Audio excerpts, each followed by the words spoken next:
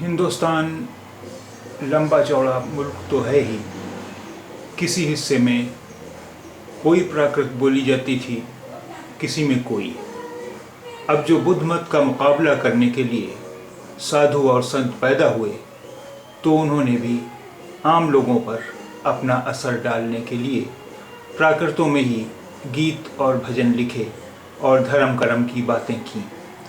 इस वक्त दूसरी प्राकृतों या ज़बानों का जिक्र करने की ज़रूरत नहीं। उत्तरी भारत में जो प्राकृत बोली जाती थी, हमें उसी से काम है। इस प्राकृत को शूरसेनी कहते थे। इसी के पेट से वो भाषाएं पैदा हुईं जिनको हिंदुस्तानी, हिंदी और उर्दू कहते हैं। बंगाली, मराठी, गुजराती, पंजाबी, सिंधी, आसामी और उड़िया भी नई आर्याई ज़बानें हैं। ये भी तारीख़ का दिलचस्प इत्तेफाक है कि जब मुसलमान हिंदुस्तान में आए तो इन ज़बानों की भी तरक्की हुई।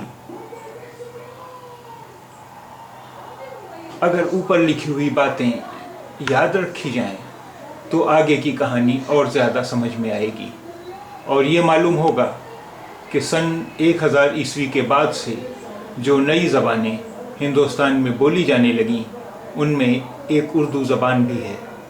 ये ज़बान कहीं बाहर से नहीं आई, यहीं पैदा हुई और यहीं के लोगों ने उसे तरक्की दी। इसकी बनावट, इसका रंग रूप सब हिंदुस्तानी है। अगर ये ज़बान किसी दूसरे मुल्क में भी बोली जाने लगे तो ये वहाँ की ज़बान नहीं बन जाएगी, हिंदुस्तान की ही रहेगी।